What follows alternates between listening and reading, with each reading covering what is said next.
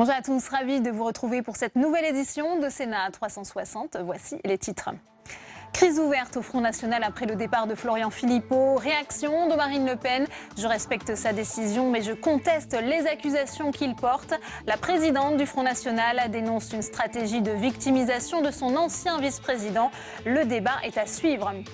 Nouvelle manifestation contre la réforme du Code du travail. Malgré la division syndicale, la CGT et Solidaire sont de nouveau mobilisés pour tenter d'infléchir la position du gouvernement. Nous serons en direct du cortège parisien dans un instant.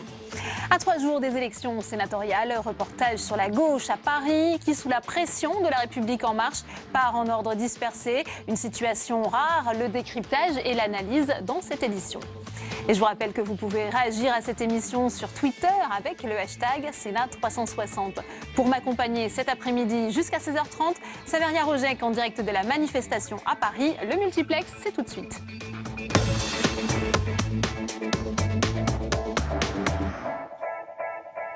Le feu couvé depuis la création de l'association Les Patriotes. Ce matin, Florian Philippot a annoncé qu'il quittait le Front National. Hier soir, il avait été rétrogradé au rang de vice-président sans véritable attribution. Retour sur cette crise qui secoue le Front National depuis des mois avec Quentin Calmy. Cette image date d'il y a seulement quelques jours. Rentrée politique de Marine Le Pen à Brachet, le 9 septembre. Florian Philippot est là, parmi les élus venus accueillir la présidente du FN en Haute-Marne. Mais déjà, le conflit couve entre eux, car depuis l'élection présidentielle et les scores décevants aux législatives, la position de Florian Philippot est fragilisée au sein du parti. Sa ligne souverainiste sociale est accusée en interne. On lui reproche également la création de sa propre association, Les Patriotes. Aujourd'hui, aboutissement de cette crise au FN, Florian Philippot annonce qu'il quitte le parti. Écoutez, je n'ai pas le goût du ridicule et je n'ai jamais eu le goût de ne rien faire. Donc, bien sûr, je quitte le Front National. Ce qui s'est passé, c'est que, vous savez, nous sommes dans un processus de refondation. Et j'ai vu semaine après semaine, alors j'ai peut-être pas voulu le voir tout de suite, c'est vrai, que ça se passait mal, que cette refondation se passait mal, et qu'en réalité, elle cachait un retour en arrière terrible. Précisément, moi je suis venu pour la dédiabolisation, notamment. Je suis venu parce que les outrances du passé, c'était censé être terminé. La réaction de Marine Le Pen ne s'est pas fait attendre. Avec au passage une autre information, c'est bien son attitude depuis la présidentielle qui lui est reprochée. Je prends acte de sa décision, ça n'est pas pour moi objectivement une surprise. Je respecte sa décision, mais je conteste formellement l'habillage qu'il effectue et les accusations qu'il porte. Bon. Il a choisi le positionnement un peu de victimisation, un habillage de victimisation, alors que j'ai le sentiment, si vous voulez, que le débat que j'ai voulu de refondation du Front National, il avait du mal manifestement à l'intégrer. Avec une grande interrogation aujourd'hui, quel futur pour les élus proches de Florian Philippot? Certains ont déjà annoncé qu'ils quittaient également le FN. Des départs qui interrogent sur la ligne politique que va désormais défendre le Front National. Et on reviendra sur les enjeux et l'avenir du Front National après ce départ dans notre débat à 16h. Autre temps fort de l'actualité aujourd'hui, c'est la nouvelle journée de grève contre les ordonnances réformant le Code du travail. Une manifestation a lieu à l'appel des syndicats CGT et Solidaire à 2 jours de la mobilisation organisée par la France Insoumise de Jean-Luc Mélenchon. On va tout de suite retrouver Saveria Rojek dans le cortège parisien. Saveria, est-ce qu'on peut parler d'une mobilisation réussie aujourd'hui ? Bien, c'est la grande question, Delphine. La grande question, c'est la mobilisation. Y a-t-il plus ou moins de monde aujourd'hui que la semaine dernière? Il est encore un peu tôt pour répondre. Mais ce que je peux vous dire, c'est que les organisateurs sont plutôt satisfaits. Le cortège parisien s'est mis en route il y a 1 heure. Le parcours entre la place Montparnasse et la place d'Italie est connu. Un parcours, on le sait, que suivent Jean-Luc Mélenchon, le leader de la France Insoumise, et puis bien sûr Philippe Martinez, le patron de la CGT, qui n'a pas réussi à convaincre les autres leaders, les autres grands syndicats comme Force Ouvrière et la CFDT. En revanche, bien sûr, l'UNEF, la FSU et Solidaire sont bien présents dans le cortège. Philippe Martinez a lui tendu la main dès ce matin à ses homologues, Laurent Berger de la CFDT et Jean-Claude Mailly de Force Ouvrière, pour construire, ce sont ces mots, construire une mobilisation unitaire. En attendant, la prochaine journée de mobilisation, c'est samedi 23 septembre, à l'appel cette fois de Jean-Luc Mélenchon Mélenchon et de la France Insoumise. Et entre-temps, les ordonnances seront présentées en Conseil des ministres et ça, ce sera demain. Merci beaucoup Saveria, et je vous propose d'écouter les réactions politiques à cette nouvelle mobilisation. Les leaders de l'opposition maintiennent la pression sur l'exécutif et exigent le retrait des ordonnances alors que le gouvernement n'entend pas plier face à la rue. Jérôme Rabier. Pour cette deuxième journée de mobilisation, Jean-Luc Mélenchon défilera à Paris aux côtés de la CGT. Et le leader de la France Insoumise espère une grande mobilisation aujourd'hui avant son défilé prévu samedi.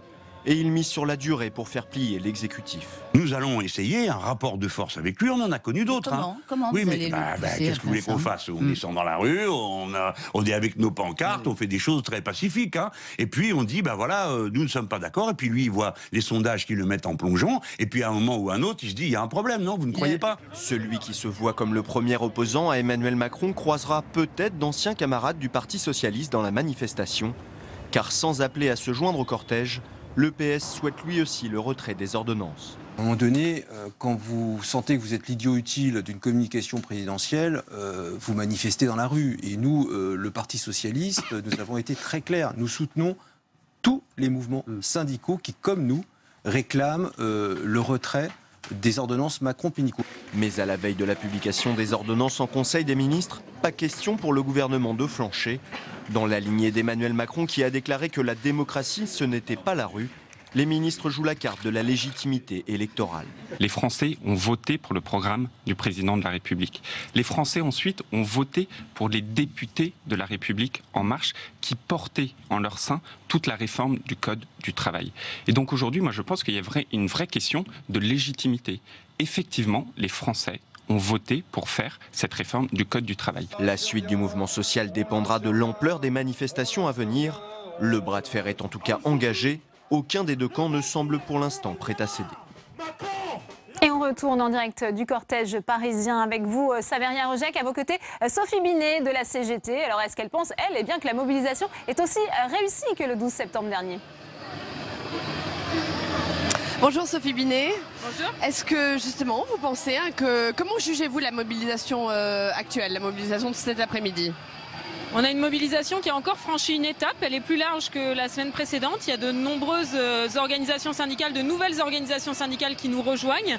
C'était donc 11 fédérations de la CFE-CGC qui sont là aujourd'hui, l'UNSA dans un certain nombre de secteurs, Force ouvrière toujours dans plus de la moitié des territoires, Force ouvrière et... Force ouvrière sans Jean-Claude Mailly. Oui, mais Force ouvrière quand même. Ce qui compte, c'est est-ce que les salariés sont présents. Et donc Force ouvrière, la CFDT dans pas mal de secteurs, par exemple dans le secteur de l'audiovisuel ou chez les journalistes. Donc on voit qu'on a une mobilisation qui est en train de s'étendre. Il y a aussi beaucoup de cadres dans les cortèges avec des manifestations de cadres qui ont fait des lâchers de CDI dans un certain nombre de villes de France pour justement dénoncer le plafonnement des indemnités prud'hommes qui permet de légaliser les licenciements abusifs. Donc on a une mobilisation qui continue à grossir. Et ici à Paris, vous voyez, il est plus de 15 heures et la fin du cortège n'est toujours pas partie de Montparnasse, donc on voit qu'il y a du monde. Est-ce que vous pensez qu'une coagulation avec les autres mouvements sociaux est possible ? Oui, c'est ce qui est en train de se passer, puisque là, il y a beaucoup de fonctionnaires qui sont présents aujourd'hui. Il y a une date donc dans la fonction publique le 10 octobre pour dénoncer l'austérité dans la fonction publique, les suppressions de postes et la CSG qui va peser sur le pouvoir d'achat des fonctionnaires. Et donc, bien sûr que cette date dans la fonction publique, la mobilisation des retraités qui a lieu avant, la mobilisation des routiers là, qui est enclenchée la semaine prochaine et qui est directement liée aux ordonnances travail, toutes ces mobilisations convergent sur la question des ordonnances travail et de la politique d'austérité du gouvernement. Sophie Binet, les ordonnances seront présentées demain en Conseil des ministres. Emmanuel Macron, lui, l'a répété, il sera d'une détermination absolue. La démocratie, ce n'est pas la rue. Est-ce que la bataille n'est pas déjà perdue ? Bien sûr que non, c'est ce que chaque gouvernement répète toujours ça à chaque mouvement social. Moi je me souviens très bien par exemple du mouvement contre le contrat première embauche à l'époque où au bout de 4 mois de mobilisation nous avons obtenu la suppression de la loi alors qu'elle venait d'être promulguée. Là les ordonnances passent en Conseil des ministres demain. Elles ne sont pas votées, elles seront votées d'ici au mois de décembre. Donc le gouvernement peut y renoncer avant qu'elles soient votées. Il peut aussi les modifier. Et puis c'est pas parce que des ordonnances sont votées qu'on ne peut pas les retirer après. Est-ce que vous regrettez que la division des syndicats donne l'impression que cette réforme n'est pas si contestée et donc si contestable ? La division des syndicats, elle est toute relative parce que l'ensemble des organisations syndicales dénoncent les ordonnances. Toutes les organisations syndicales ont voté contre les ordonnances dans toutes les instances où on demande notre avis sur les ordonnances. Il n'y a pas de manifestation unitaire. Eh bien justement, nous sommes en train de dépasser cette division avec aujourd'hui beaucoup de syndicats, CFDT, UNSA, FO, CGC qui sont présents dans les cortèges. La CGT lance un appel à l'unité pour que la prochaine date de mobilisation puisse être unitaire. C'est l'objectif, en tout cas, c'est notre responsabilité à toutes et tous. Très bien, merci beaucoup, merci d'avoir répondu en direct de cette manifestation, merci. Au revoir. Merci à vous, Saveria. Alors, vous venez d'en parler avec votre invité. La division syndicale a-t-elle affaibli le mouvement? Philippe Martinez estime qu'au contraire, la mobilisation est au même niveau que la dernière mobilisation du 12 septembre. Fabien Riquer.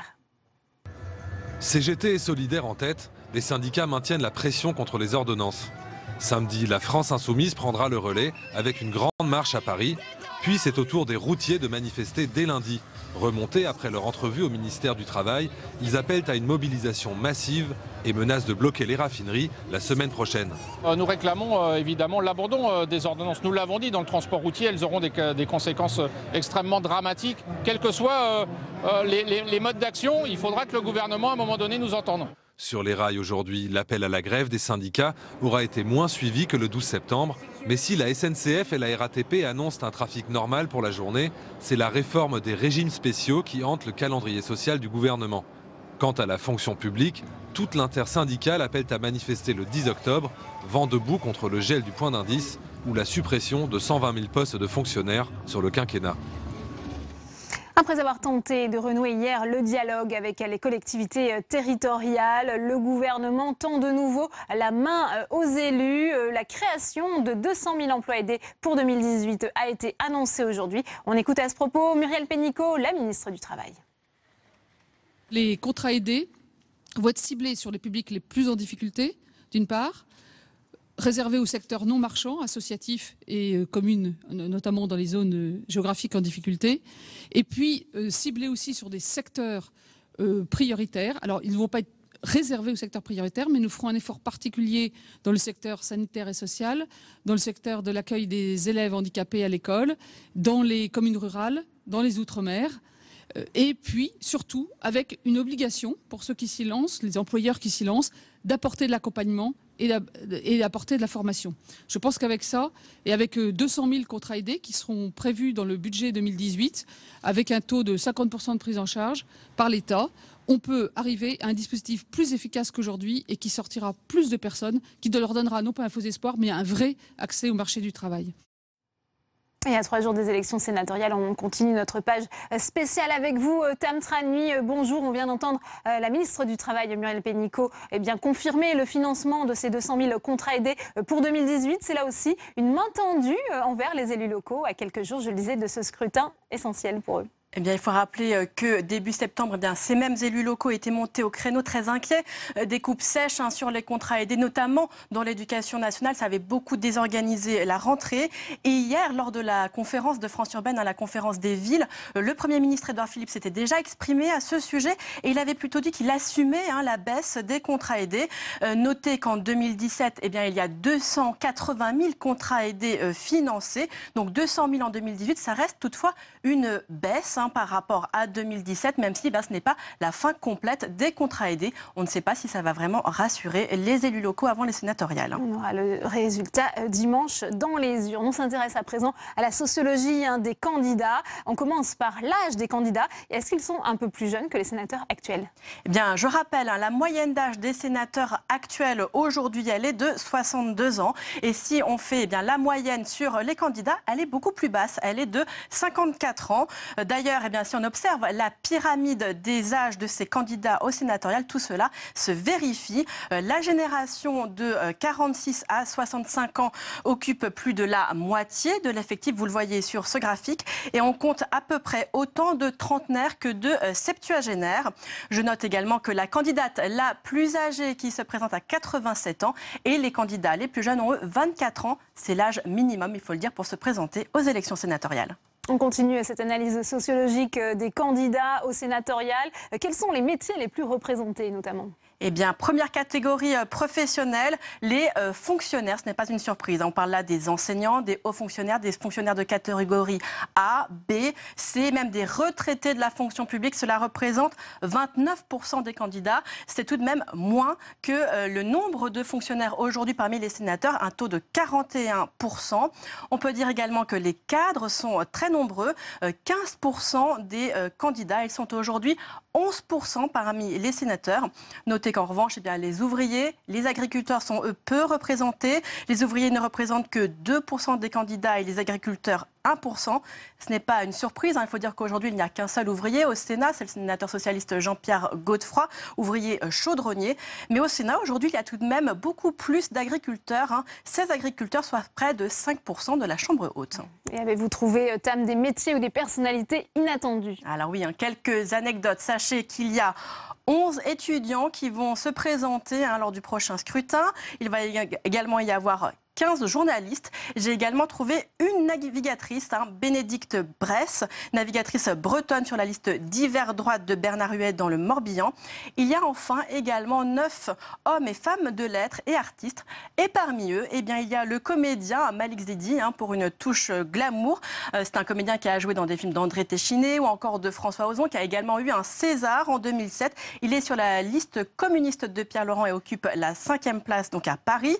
On peut également parler du neveu d'André Malraux. Il s'agit d'Alain Malraux, qui est lui aussi candidat à Paris. Il occupe la 4e position sur la liste d'hiver droite de Catherine Dumas. Merci beaucoup, Tam. Et on vous retrouvera un dimanche pour notre spéciale élection sénatoriale dès 11h30 en direct sur notre antenne. On continue à présent nos reportages consacrés à la campagne, cette fois vue du terrain. On s'intéresse au cas de la gauche parisienne. Elle part en ordre dispersé sous la pression de la République en marche. C'est un reportage de Flora Sauvage. C'est une campagne à l'abri des regards. Ce samedi matin, les grands électeurs socialistes de Paris ont rendez-vous avec leurs candidats au sénatorial. Aux dernières municipales, la capitale a résisté à la vague bleue. Les socialistes ont donc de bonnes chances de conserver 4 de leurs 5 sièges actuellement. Rémi Féraud, tête de liste pour les socialistes, est plutôt confiant. Après quelques mois de présidence Macron, de gouvernement d'Édouard Philippe, il y a aussi beaucoup de ces grands électeurs qui sont des sympathisants du Parti socialiste et qui sont très déçus lorsqu'ils avaient mis leur confiance en Macron au présidentiel parce qu'ils pensaient que la politique serait moins libérale, moins déséquilibrée, qu'elle tiendrait davantage compte de la justice sociale, ce qui n'est vraiment pas le cas. Si les grands électeurs socialistes sont pour beaucoup déçus par la politique du gouvernement, certains n'adhèrent pas entièrement à la liste présentée par le PS pour les sénatoriales. Entre nous, quand on voit la liste, c'est une grosse déception. Et pas une grosse déception par rapport à vous qui êtes là et par rapport à des individus, mais on va quand même pas se cacher. Quand on voit la liste, on se dit on n'a rien compris. Personne n'a de métier sur cette liste. Il ne faut pas nous caricaturer nous-mêmes. Moi, j'ai fait qu'un mandat de sénatrice et on a des engagements dans la société civile. Marie-Noëlle Lienemann, 4e sur la liste socialiste, voit sa place en position éligible menacée par l'ex-PS Julien Bargeton, tête de liste En Marche à Paris. Il espère gagner 2 sièges. L'élection sénatoriale est une photographie du vieux monde avec un clivage qui n'est plus le clivage de 2017. Et c'est une élection très difficile pour En Marche. Nous partons aujourd'hui en fait de 0 sénateur à Paris. Je me fixe donc des objectifs raisonnables en convainquant finalement de pouvoir participer à ce mouvement. À Paris, certains grands électeurs ont basculé En Marche. Pour tenter de les convaincre, Julien Bargeton organise des réunions publiques. C'est une élection particulière, Personne ne vote, c'est pas très démocratique. À l'image du mouvement En Marche, sa liste réunit d'anciens Modem, d'ex-LR, des écologistes et d'ex-socialistes. Le Sénat doit-il bloquer les révisions constitutionnelles? Le Sénat doit-il s'opposer systématiquement, de façon stérile, au texte présenté par le gouvernement? Je ne le crois pas et je crois que les grands électeurs parisiens peuvent aussi se dire que le Sénat, finalement, est un fer de lance des territoires dans une dynamique pour transformer le pays. C'est ce message que je veux leur faire passer. Transformer le pays, mais à quel prix? Pierre Laurent, le numéro 1 du PC, est assuré de conserver son siège au Sénat, mais il redoute la disparition du groupe communiste au Palais du Luxembourg. On sait qu'il risque d'y avoir une sorte de deal permanent entre les macronistes et la droite dans le Sénat.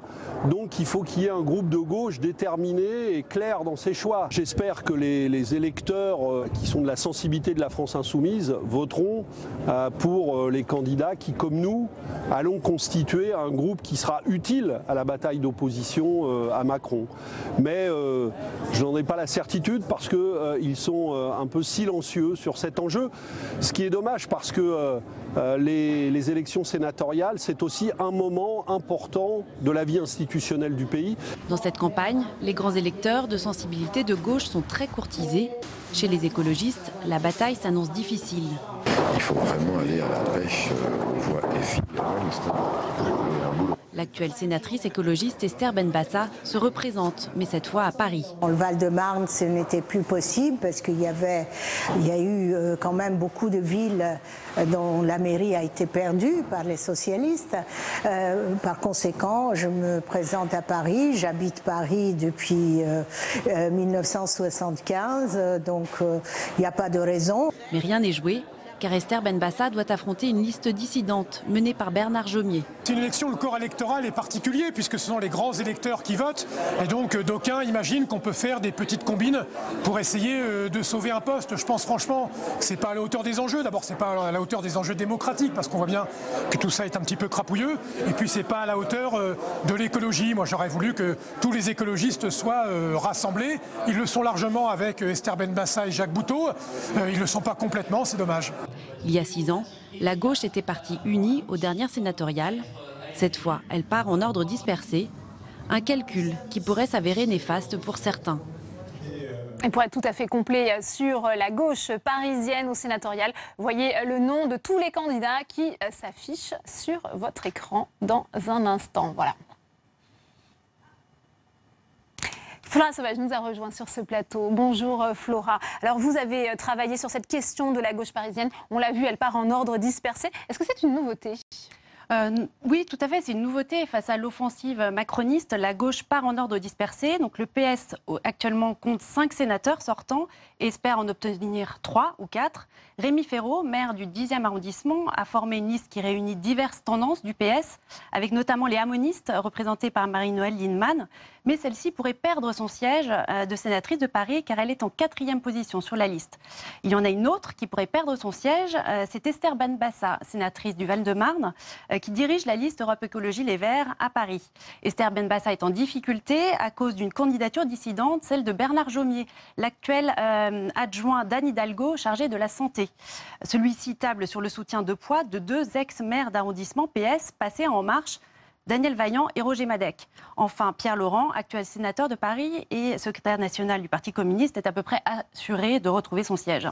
On voit, il y a la pression des Républicains En Marche qui bouleverse un petit peu la donne au niveau parisien. Quels sont ses espoirs d'obtenir des sièges à Paris ?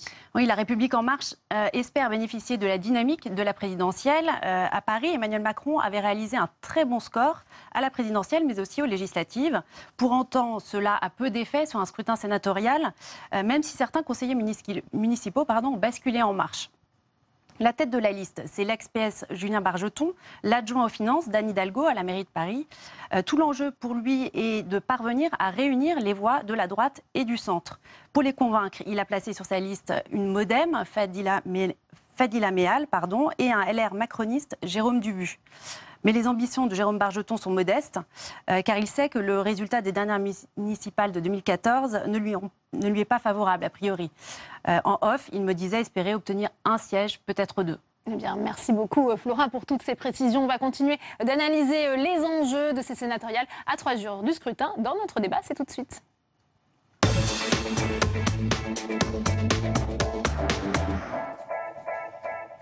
J'ai le plaisir d'accueillir mes invités sur ce plateau. Pascal Perrineau, bonjour, politologue, professeur à Sciences Po, merci d'être avec nous. Dominique Rousseau est également sur ce plateau, bonjour, professeur de droit constitutionnel à Paris 1 Sorbonne, merci d'être avec nous. Gérard Courtois est également avec nous, bonjour, vous êtes éditorialiste au Monde. Et j'accueille enfin Benjamin Morel, bonjour, vous êtes docteur en sciences politiques, prix de la thèse du Sénat 2017 pour le Sénat et sa légitimité. L'institution interprète d'un rôle constitutionnel.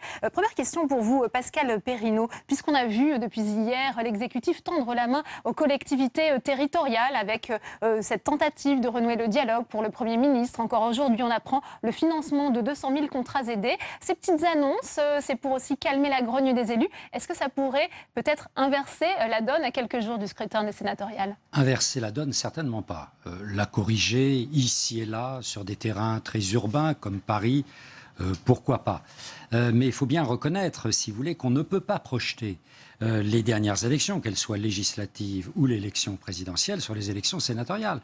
Les élections sénatoriales sont le reflet des élections locales et principalement de l'élection municipale de 2014. Il faut savoir tout de même que 96% des élus qui vont voter dimanche prochain sont des élus des conseils municipaux et des délégués de conseils municipaux, élus d'ailleurs en juin dernier avant les vacances. Et que d'autre part, le pouvoir exécutif a envoyé au cours de l'été toute une série de signaux sur des dossiers importants en ce qui concerne la dotation, en ce qui concerne les économies à faire sur le quinquennat, en ce qui concerne, on en parlait, les emplois aidés, et en ce qui concerne bien d'autres problèmes qui ont pris à contre-pied les élus locaux. Et les élus locaux, aujourd'hui, qui pouvaient, juste après le mois de juin, être relativement bienveillants vis-à-vis du pouvoir exécutif, le sont peut-être un peu moins aujourd'hui. On verra les résultats dimanche prochain. Est-ce qu'on pourra parler du premier échec peut-être électoral d'Emmanuel Macron après ces élections sénatoriales, Dominique Rousseau? Échec, non, dans la mesure où Pascal Perrineau vient de le dire, les élections sénatoriales sont le reflet des élections locales de 2014. Notamment, puisque votent pour les sénateurs, les députés, les conseillers municipaux, les conseillers régionaux et des délégués des conseils municipaux. Par conséquent, le collège électoral sénatorial est constitué des élus de 2014 qui avaient vu une grande victoire de la droite. Il n'est donc pas étonnant, il n'y aura aucune surprise dimanche, à voir la droite garder la majorité au Sénat. Et sauf à vouloir surinterpréter et oublier une petite profondeur historique, quel que soit le score d'Emmanuel Macron, enfin de la République En Marche, on ne pourra pas l'interpréter comme un échec. Gérard Courtois, et pour autant, l'Élysée suit de près ces élections sénatoriales, car derrière l'enjeu de dimanche, il y a aussi la révision constitutionnelle et cette majorité des 3/5 que le chef de l'État espère obtenir pour faire passer ces réformes. Absolument, c'est l'un des deux enjeux. Le premier, on vient de l'évoquer, c'est la capacité du président de la République à prolonger au Sénat, et on vient de voir que c'était très improbable, le chamboule-tout qu'il a réussi aux législatives. Le deuxième enjeu, c'est aura-t-il les moyens d'engager des révisions constitutionnelles devant le Congrès avec la majorité des 3/5 requises. Alors, les chiffres, en chiffres bruts, on peut dire, voilà, il a à peu près 390, 395 soutiens théoriquement assurés à l'Assemblée. Il lui manque, pour avoir 555 voix au Congrès, il lui en manque 160, 170, 180 au Sénat. Ça va être très compliqué. On sait que le groupe La République En Marche, qui s'est constitué en juillet, actuellement est constitué de 29 sénateurs. Une bonne partie ne se représente pas.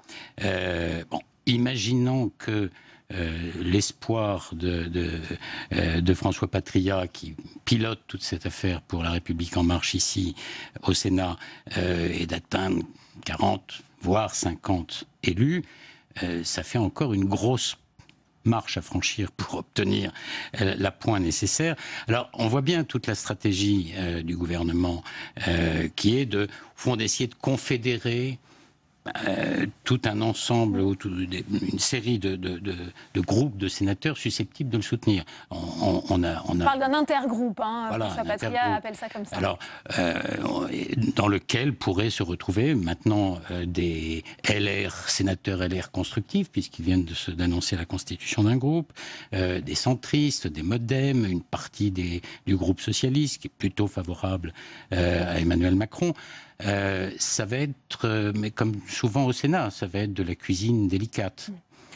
Benjamin Morel, tout est fait, et même au moment des investitures, justement, pour avoir cette majorité des 3/5. Si on prend l'exemple, par exemple, du département de l'Orne, la sénatrice sortante, Nathalie Goulet, UD-UC, eh bien, on ne lui a pas mis La République En Marche de candidat face à elle. C'est pour s'assurer, alors peut-être, si elle n'a pas un vote pour les futures réformes, au moins une abstention, car on le rappelle, il faut les 3/5 et des suffrages exprimés pour avoir la réforme constitutionnelle. Oui, il faut les 3/5 des suffrages exprimés. Il faut également, parce qu'on ergote beaucoup depuis quelques semaines sur ces 3/5, une révision constitutionnelle. Ça implique, avant même de convoquer le Congrès et de demander les 3/5, ça implique l'aval de l'Assemblée nationale et du Sénat. Donc avoir les 3/5 sur le papier, c'est bien. Si vous n'avez pas de majorité au Sénat prêt à vous soutenir sur la réforme constitutionnelle, ça ne sert pas à grand-chose. Alors après, pourquoi est-ce que ce que vous dites est important ? C'est important parce qu'en fait, il y a 2 tours pour Emmanuel Macron. Il y a le premier tour qui sont réellement les élections sénatoriales, où là, pour des raisons sur lesquelles je ne reviendrai pas, qu'a bien exprimé Pascal Perrineau tout à l'heure, auquel je rajouterai qui plus est que le Sénat est élu majoritairement par un corps d'élus locaux ruraux, et que c'est cette France-là, cette France périphérique, qui a le plus de problèmes avec Emmanuel Macron, en tout cas qui a eu le plus de problèmes aux dernières présidentielles et aux dernières législatives.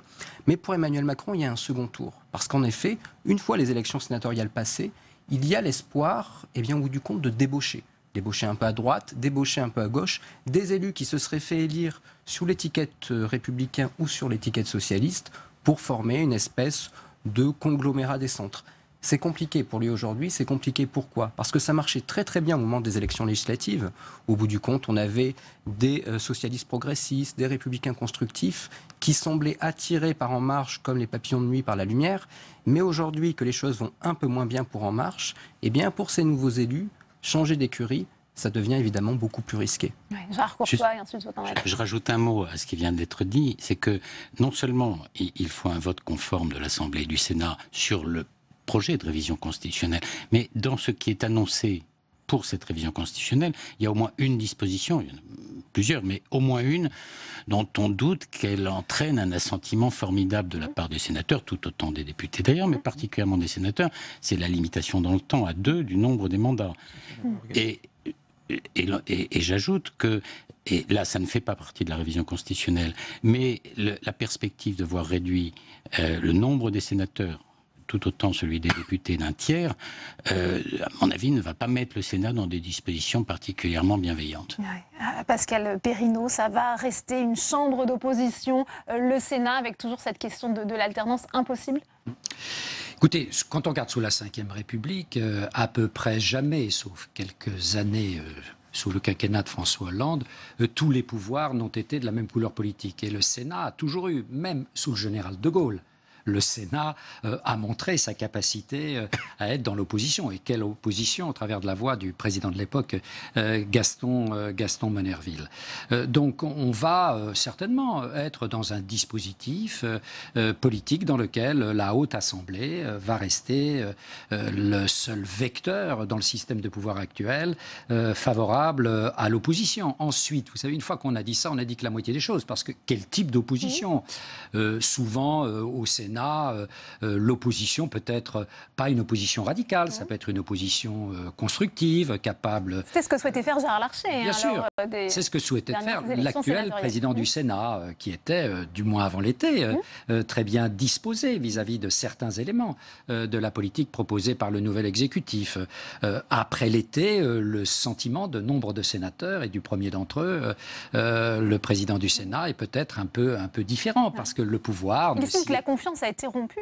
Oui, la confiance a été rompue. Et puis d'autre part, la confiance est rompue, c'est pas simplement avec les élus locaux, c'est pas simplement avec tel ou tel ensemble de sénateurs, c'est avec le pays. Il faut bien regarder que depuis le mois de juin, quand vous comparez toutes les cotes de confiance du gouvernement, vis-à-vis du gouvernement, vis-à-vis de l'exécutif, vis-à-vis du président de la République, entre juin et septembre, il y a eu une érosion de popularité que l'on n'avait jamais connue auparavant. Il faut savoir qu'aujourd'hui, c'est difficile même à concevoir.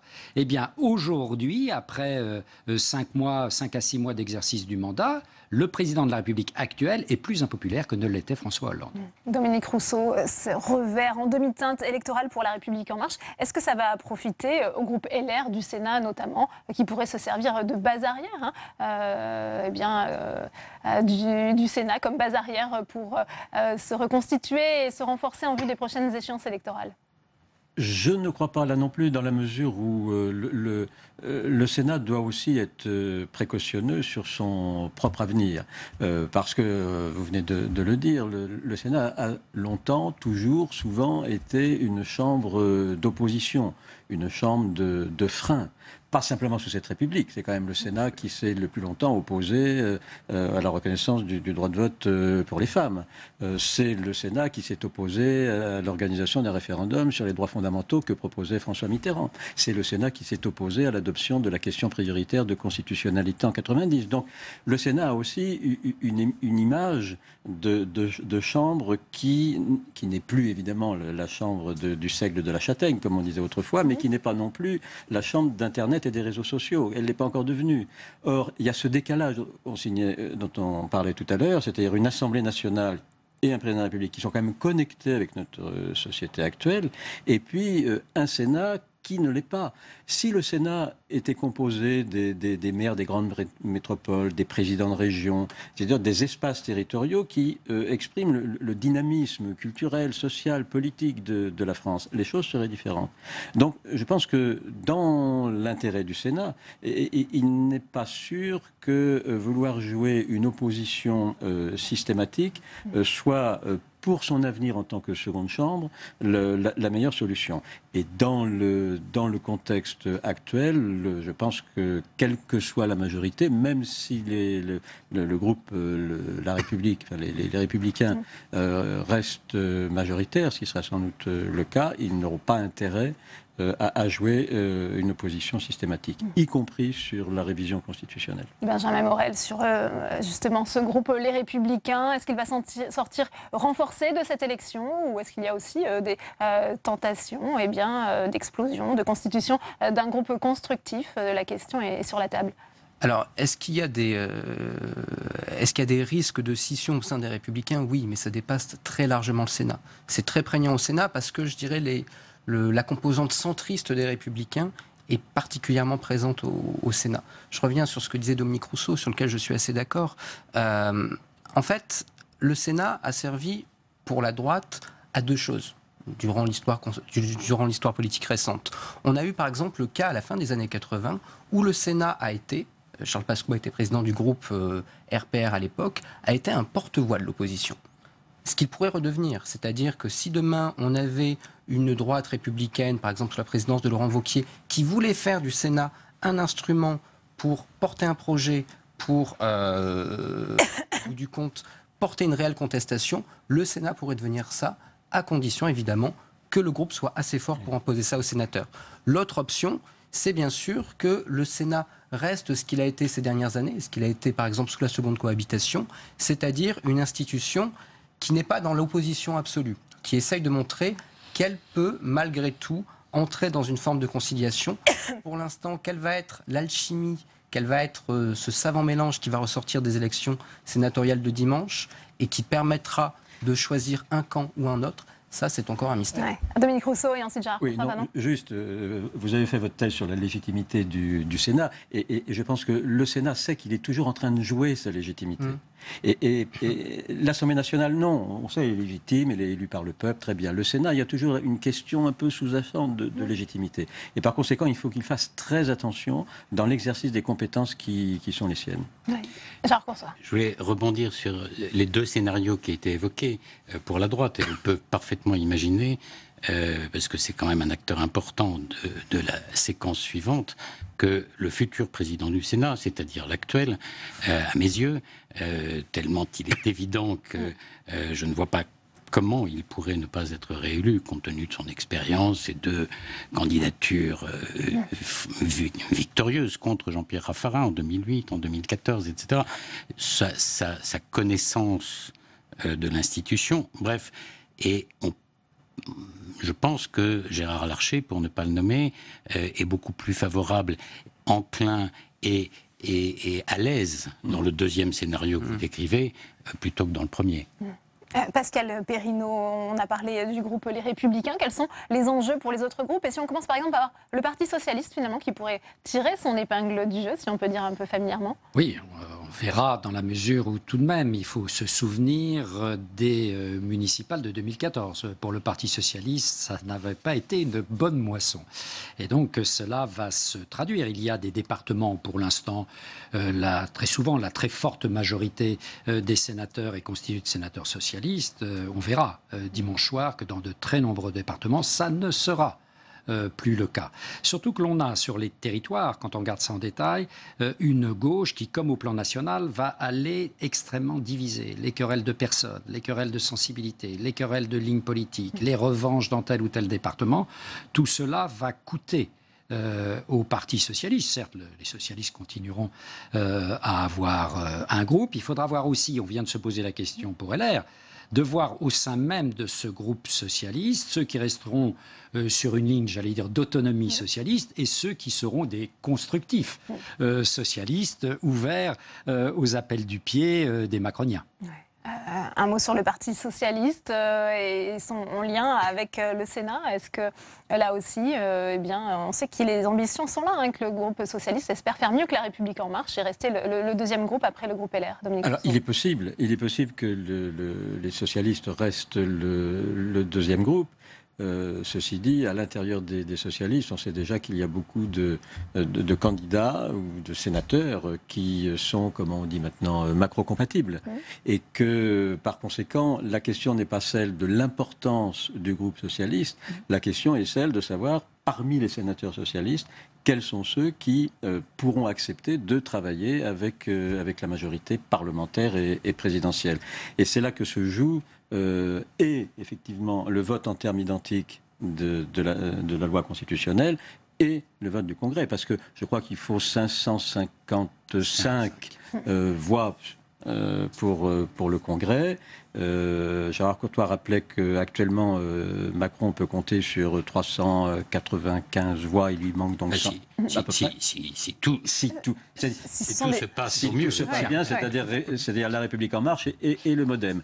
Mais on et les constructifs. Et les constructifs. Mais on ne peut pas exclure non plus qu'à l'Assemblée nationale, un certain nombre de députés socialistes votent pour la réforme. Je pense par exemple sur le Conseil supérieur de la magistrature, où les socialistes avaient proposé cette réforme et où Macron la reprend. On ne peut pas non plus exclure l'hypothèse que les sénateurs socialistes votent la révision constitutionnelle.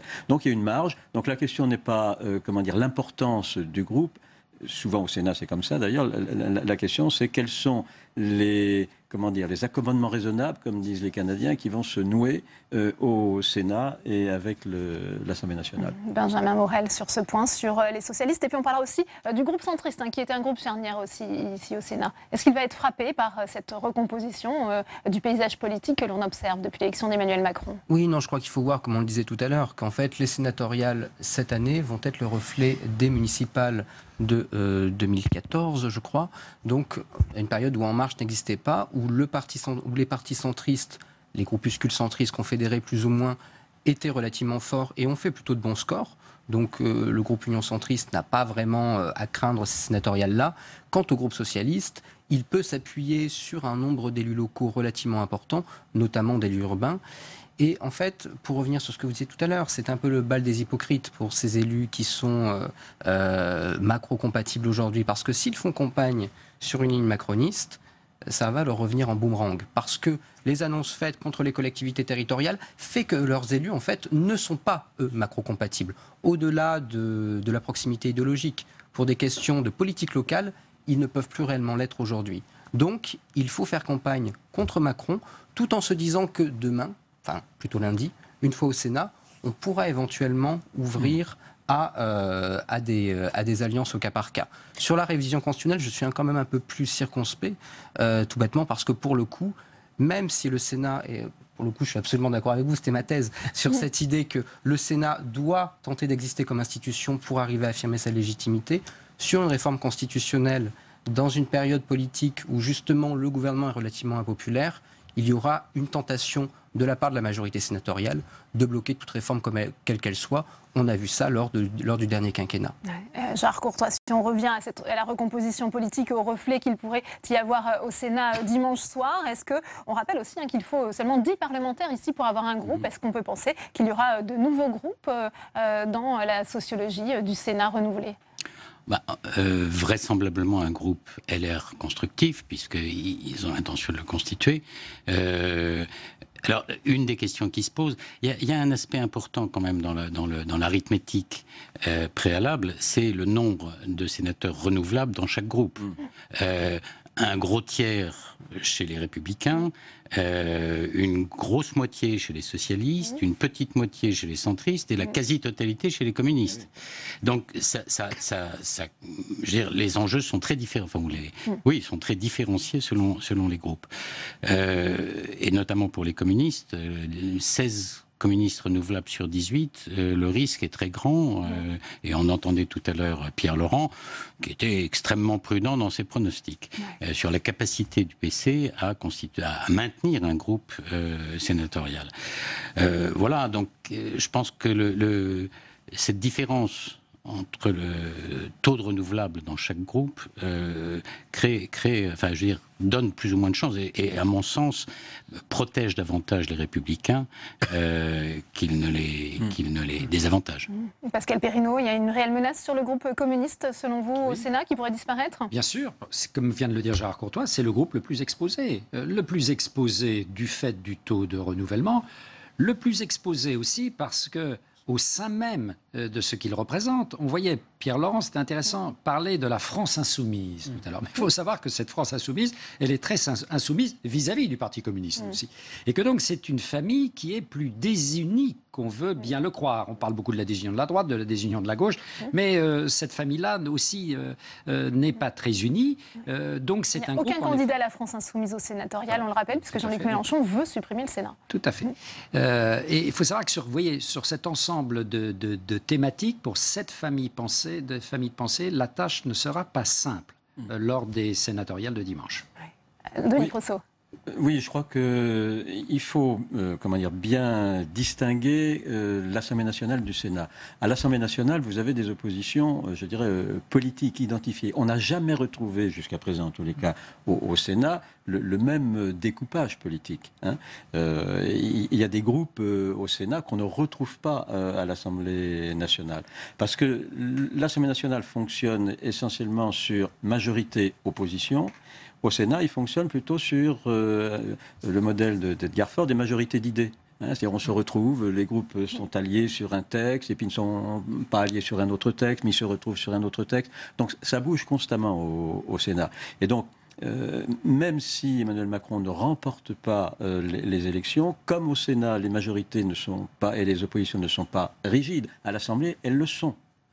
Au Sénat, elles ne l'ont jamais été de manière aussi stricte qu'à l'Assemblée nationale. Ce qui donne, quelle que soit l'importance de chacun des groupes, ce qui donne des marges de manœuvre. Benjamin Morel, lors des dernières élections sénatoriales, l'arrivée de 2 sénateurs frontistes avait fait son effet. Ici, c'était la première fois qu'il y avait 2 représentants du parti frontiste au Sénat. Quels sont les espoirs de ce parti pour le scrutin de dimanche ? Ils sont très limités. Ils sont très limités pour 2 raisons. D'abord parce que si le Front National a fait un score relativement honorable aux dernières municipales, il a quand même relativement peu d'élus. Et même s'il arrive à faire entrer quelques sénateurs, ça ne va pas être la révolution. Et il y a très peu de chances, je parle sous votre contrôle, qu'il ait un groupe. Et deuxièmement, parce que le parti aujourd'hui est quand même terriblement malade, avec le départ de Florian Philippot aujourd'hui.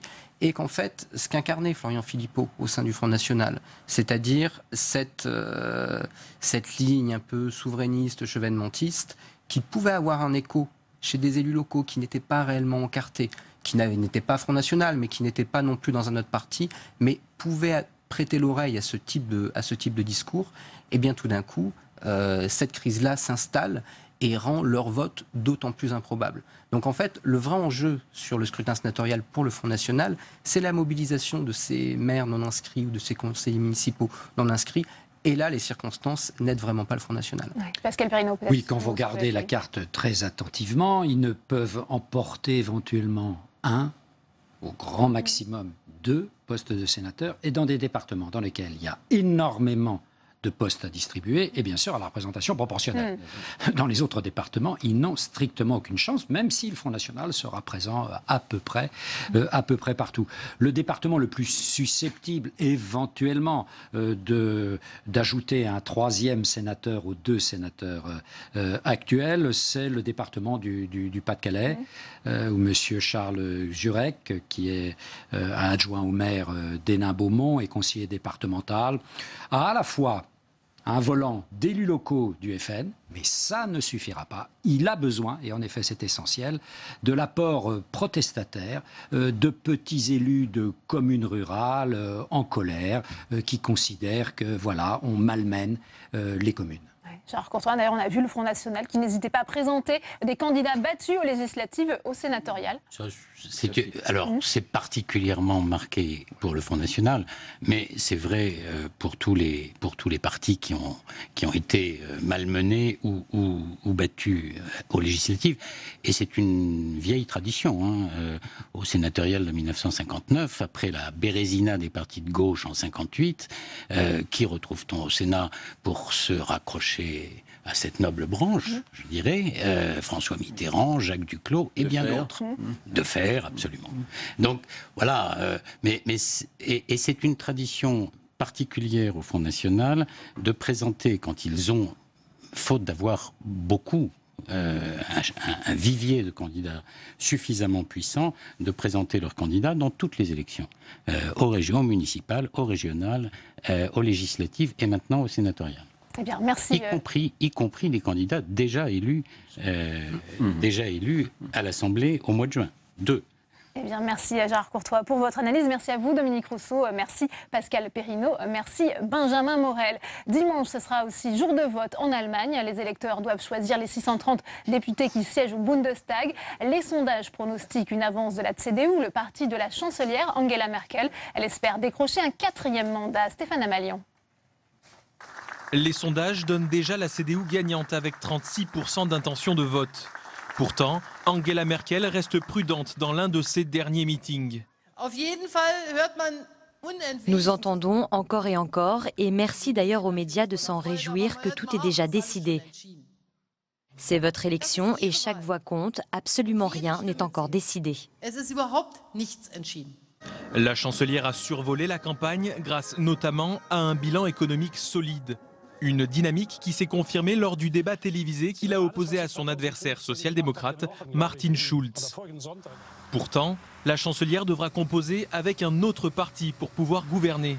Parmi les options, le maintien d'une coalition avec le SPD, crédité de 22%, une alliance avec les Verts ou avec les libéraux démocrates du FDP qui s'opposent au transfert de compétences financières à l'Union européenne et militent entre autres pour un retour des réfugiés dans leur pays d'origine.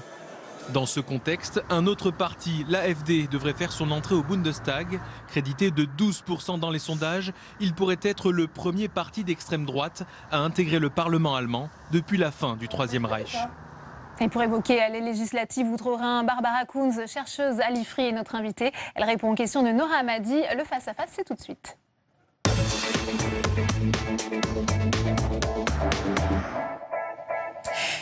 Bonjour Barbara Kunz. Bonjour. Merci d'être aujourd'hui parmi nous pour nous expliquer un petit peu les enjeux de cette législative qui s'annonce donc pour ce dimanche en Allemagne. Angela Merkel, semble-t-il vraisemblablement, va se faire élire pour un 4e mandat. C'est peut-être une victoire par chaos même qui s'annonce, enfin tout du moins c'est ce que les intentions de vote et les sondages prédisent. Comment expliquer cette incroyable longévité ? Je pense qu'elle a bien réussi ces 6 derniers mandats. L'Allemagne va bien économiquement, les gens se sentent bien. Et là, je pense que vraiment pour cette élection-là, elle a remercié le Brexit, le président Trump, Marine Le Pen, etc., qui ont vraiment montré aux Allemands ce qui peut se passer quand vraiment on décide de voter. C'est une forme de réassurance finalement. Angela Merkel, c'est entre guillemets le changement dans la continuité. C'est-à-dire que ça peut changer parce que la coalition peut changer, mais Angela Merkel est finalement en fait cette espèce de totem qu'on peut avoir en Allemagne. Voilà, c'est une sorte de garante de stabilité. Les gens veulent ça, les gens ont l'air d'aller bien, et donc du coup, pourquoi changer? C'est vraiment ça le ténor de sa campagne en ce moment. C'est quelque chose qu'on retrouve beaucoup en Allemagne, cette volonté en fait de continuité. Est-ce à dire que les Allemands sont un peu inaptes au changement, même si le mot est un peu fort, frileux? Disons qu'il y a eu pas mal de changements assez conséquents en Allemagne ces dernières années, donc les gens en sont peut-être un peu fatigués. Enfin, il y a eu la réunification, il y a eu la crise des réfugiés, il y a quand même eu des bouleversements. Le terrorisme aussi, mais aussi les réformes Hartz il y a quelques années. Donc on ne peut pas dire qu'il n'y a pas eu de changement en Allemagne, mais là en ce moment on a plutôt l'impression que c'est dans le monde que ça va moins bien. Et donc au milieu, il y a Angela Merkel qui dit votez pour moi, je vous garantis de la stabilité. Elle a été désignée à 10 reprises femme la plus puissante du monde par le magazine Forbes, personnalité de l'année 2015 pour le Time. On voit aussi qu'elle est la personnalité la plus forte de l'Union européenne. Est-ce que c'est ça aussi Angela Merkel, cette espèce de puissance, mais aussi cette très fine tacticienne qui fait que ça explique aujourd'hui qu'elle va donc briguer potentiellement, qu'elle va avoir ce 4e mandat et donc égaler son père en politique qui est Helmut Kohl. Fine tacticienne, très, très certainement, à tous les niveaux, si vous voulez, au niveau européen, certes, mais aussi au niveau national, voire au niveau de son parti, où elle a quand même réussi à se débarrasser de tous ses adversaires potentiels.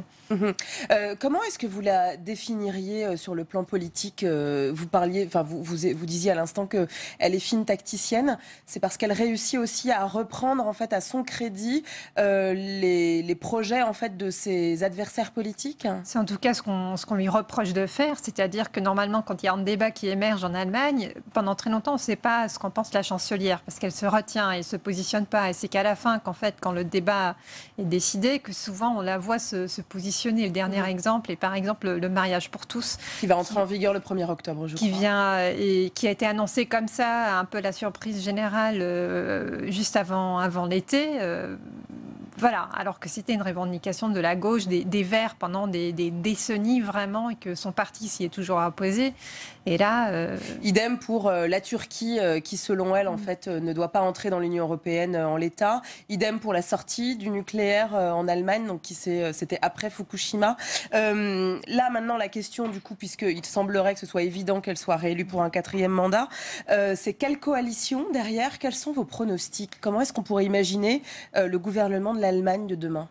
Alors c'est là la grande question, parce qu'il ne faut pas oublier que pour se faire élire chancelière, elle a besoin d'une majorité au Parlement. C'est-à-dire que même si son parti gagne les élections, rien n'est gagné pour elle. Elle a besoin de partenaires de coalition. Et là, il y a plusieurs scénarios. Le premier, ce serait tout simplement de continuer la coalition actuelle avec les sociaux-démocrates.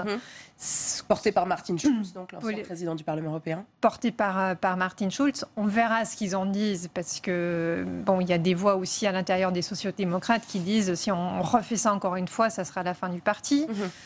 Après, la grande question, c'est parmi les autres partis qui restent, il y en a 4 qui sont beaucoup plus petits que les sociaux-démocrates, qui tournent tous autour de 10%. Donc là, déjà, la première question consistera à savoir est-ce que le CDU, donc le parti de Merkel, et un de ces petits partis, est-ce qu'ils auront la majorité au Parlement, ce qui aujourd'hui ne paraît pas très probable. Et donc il faudrait sans doute une coalition peut-être à 3 partis. Tripartite, ce qui serait inédit dans l'histoire allemande, c'est cela? En tout cas dans l'histoire récente de l'Allemagne. Donc parmi ces 4 petits partis dont j'ai parlé, il y en a 2 qu'on peut exclure d'office. L'extrême gauche et l'extrême droite ne feront certainement pas partie d'un... Donc Die Linke d'un côté et l'AfD de l'autre. Voilà. Qui ne peuvent pas du coup s'allier effectivement à la CDU d'Angela Merkel. Non. Est-ce qu'on peut imaginer en fait une Allemagne gouvernable avec une association CDU-CSU, les libéraux et les Verts? Alors écoutez, ça se fait déjà dans un land depuis pas très longtemps, mais ça semble marcher. Il faut savoir qu'en fait, la formation d'une coalition en Allemagne, c'est un processus qui vraiment prend des semaines, voire des mois. Donc il ne faut pas s'attendre à un gouvernement avant quoi, fin octobre? Même fin octobre me paraît... non, la dernière fois, les élections étaient au mois de septembre et le gouvernement était formé à la mi-décembre. D'accord. Parce qu'il faut négocier un accord entre les partis. C'est des accords qui font des centaines de pages. Donc vous voyez, c'est là en fait... C'est des accords de gouvernement, effectivement, extrêmement précis. Voilà, et c'est là que se jouent toutes ces négociations entre partis. L'avantage, c'est que, bon, l'inconvénient, disons, c'est que ça prend du temps. L'avantage, c'est qu'une fois qu'on a négocié cet accord, c'est stable. Il y a un programme de gouvernement pour... Contrairement à ce qu'on peut voir aux Pays-Bas ou alors en Belgique, notamment. Voilà. Emmanuel Macron a prévu de s'exprimer sur les grands dossiers européens mardi 26. Alors, la date n'est pas encore confirmée. Afin, justement, selon l'Élysée, de faire des propositions, de peser dans le débat allemand et donc sur la constitution de cet accord de gouvernement que vous évoquiez à l'instant. Est-ce que c'est totalement inédit comme procédé ? Alors oui, je pense déjà que le calendrier français et le calendrier allemand collent de cette manière. C'est voulu par l'Élysée. L'idée, c'est de peser sur les négociations allemandes. Oui, c'est certainement voulu. Alors je pense qu'on est un peu plus sceptique à Berlin parce qu'en fait, ça va trop vite pour le calendrier allemand parce que mardi, on aura un résultat des élections, mais on ne saura sans doute pas qui va gouverner avec qui. Et bon, mais c'est sûr qu'après, parmi tous ces partenaires possibles de coalition pour Mme Merkel. Il y en a qui sont plus Macron compatibles que d'autres, pour le formuler ainsi. Et même parmi les collègues de Mme Merkel au sein même de son propre parti. Oui, Wolfgang Schäuble potentiellement n'est pas très Macron compatible. Alors qu'il a dit qu'il souhaiterait continuer. Wolfgang Schäuble, qui est ministre de l'économie et des finances. Est-ce à dire que les relations franco-allemandes vont aussi évoluer dans le cadre de cette nouvelle coalition ? Ça, j'en suis persuadée. Ouais. Jusqu'à présent, c'était plus le soulagement. On a Macron à Paris, donc on va pouvoir faire des choses. Avec un leadership qui semble s'installer. Un leadership qui semble s'installer. Maintenant, c'est peut-être déjà la crainte qu'il y ait trop de leadership français et pas vraiment un leadership franco-allemand qu'on espérait retrouver. Bon, ça c'est normal, c'est toujours comme ça au sein du couple franco-allemand. Mais voilà, je pense qu'on va quand même voir quelques discussions entre Paris et Berlin dans les mois et les années à venir sur les points spécifiques des propositions. Des propositions d'Emmanuel Macron. Est-ce à dire que dans les relations franco-allemandes, donc à l'avenir, Angela Merkel, qui a ces derniers temps fait montre de beaucoup de clémence, de bienveillance vis-à-vis d'Emmanuel Macron, peut rééquilibrer et reprendre un petit peu de ce leadership qu'elle avait historiquement et qu'elle a peut-être un petit peu abandonné durant cette campagne ? Oui, très certainement. Et puis je pense que la France et l'Allemagne vont retrouver leur rôle de moteur. Bon, ça fait longtemps qu'on parle du moteur franco-allemand, mais aussi cette fonction d'être le laboratoire où l'on trouve le compromis européen pour concilier le Sud et le Nord et les différentes perspectives sur les grands dossiers. Ça, je pense qu'on va le voir davantage dans les années à venir. Mais donc on le verra en 2018, potentiellement, une fois que ce gouvernement sera formé. Merci beaucoup. Barbara Cohn, je vous rappelle, vous êtes chercheure au comité d'études des relations franco-allemandes, donc de l'IFRI, et vous êtes spécialiste de l'Allemagne contemporaine et des relations franco-allemandes. À très vite donc pour nous expliquer donc cette coalition. Merci à vous. Merci beaucoup Noura. Et loin de faire l'unanimité et malgré les protestations, le traité de libre-échange entre l'Union européenne et le Canada, le CETA, est entré en application aujourd'hui. Alors que va changer cet accord commercial? Élément de réponse avec Samia Dechir. C'est une entrée en vigueur provisoire, mais le CETA, dans sa quasi-totalité, devient réalité. À partir d'aujourd'hui, les droits de douane sont supprimés pour 98% des produits importés entre l'Union européenne et le Canada. De quoi faciliter les échanges commerciaux, mais avec certaines limites. Des quotas d'abord, pour la viande bovine par exemple. Le Canada ne pourra pas en exporter plus de 60 000 tonnes par an dans l'Union européenne. C'est déjà beaucoup trop pour les éleveurs européens qui dénoncent une concurrence déloyale de la viande canadienne produite à moindre coût. Autre garde-fou, 143 appellations d'origine protégée européenne sont désormais reconnues au Canada.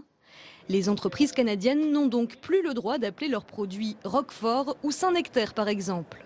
Le CETA ouvre également les marchés publics canadiens aux entreprises européennes. Enfin, l'accord prévoit l'ouverture de discussions sur le rapprochement des normes entre l'Union européenne et le Canada. Le CETA doit également créer des tribunaux d'arbitrage pour régler les litiges entre une multinationale et un État. Mais ce ne sera pas pour tout de suite. Le texte n'est pas encore définitif. Il doit d'abord être voté par les 38 parlements nationaux et régionaux de l'Union. Si l'un d'entre eux vote contre, le CETA cessera de s'appliquer. Un texte déjà très contesté par la gauche française et les associations environnementales. C'est l'autre temps fort de l'actualité. Aujourd'hui, les manifestations contre les ordonnances qui réforment le Code du travail. On va retrouver Saveria Rojek en direct du cortège parisien. Saveria, malgré les divisions syndicales, Philippe Martinez se réjouit plutôt de la mobilisation aujourd'hui.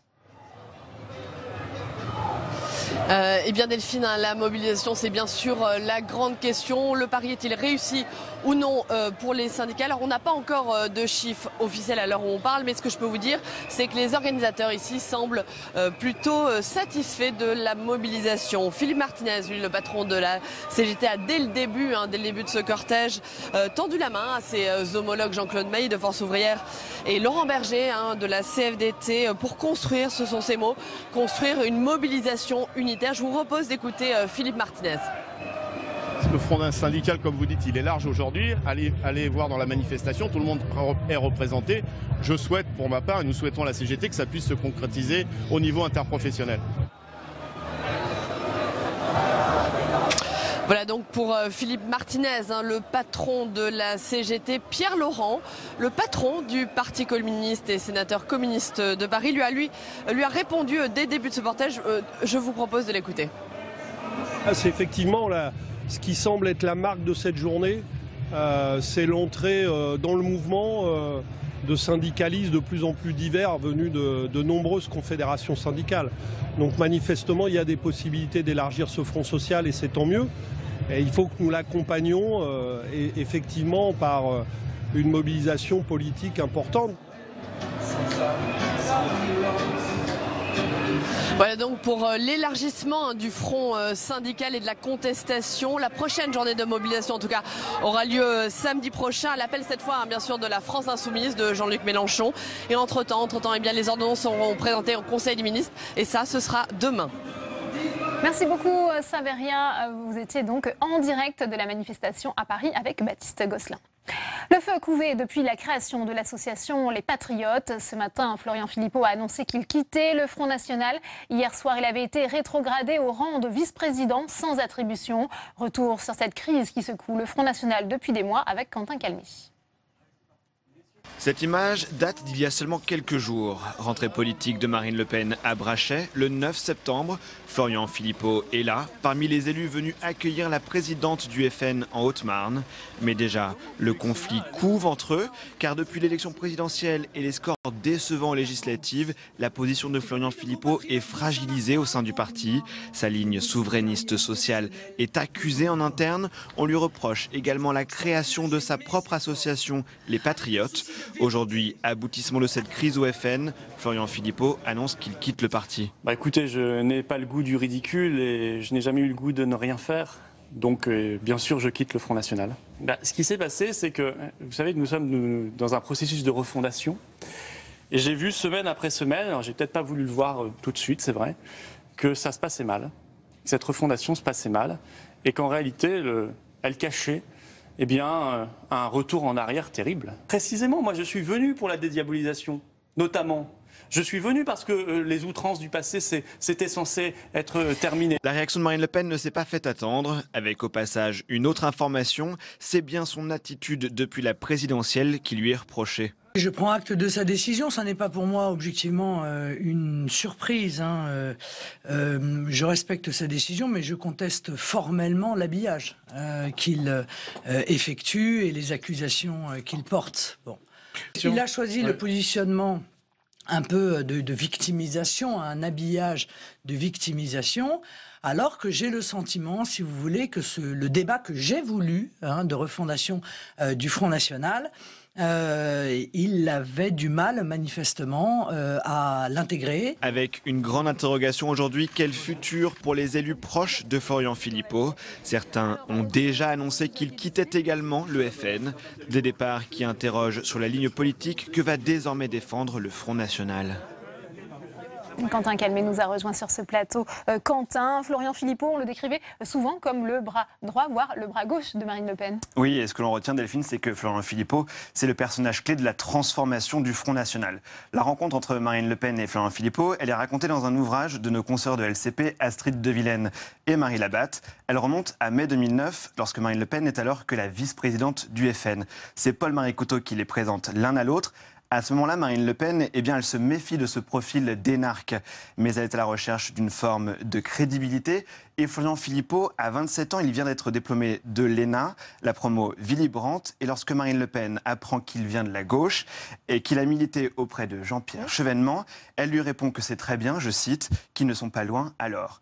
C'est donc comme ça que le courant va passer entre Marine Le Pen et Florian Philippot, les deux se rendant compte qu'ils partagent les mêmes analyses. Il faut continuer à parler d'immigration, mais pas seulement. Il faut ouvrir le champ des sujets, parler souveraineté, délocalisation, pouvoir d'achat, laïcité. Florian Philippot va rédiger comme cela pendant plusieurs années des notes à celle qui devient en 2011 la présidente du Front National. Il va participer à rendre plus crédible, plus sérieux le parti d'extrême droite jusqu'en 2012 où il devient le directeur de la campagne de Marine Le Pen. Il est à ce moment-là le vice-président du Front National en charge de la stratégie et de la communication. Quel futur pour Florian Philippot après son départ ce matin du Front National, Quentin ? Eh bien, il est toujours député européen. A priori, il va maintenant siéger au groupe des non-inscrits. Il se revendique comme gaulliste. Chaque année, il effectue un voyage à Colombey-les-Deux-Églises en Haute-Marne.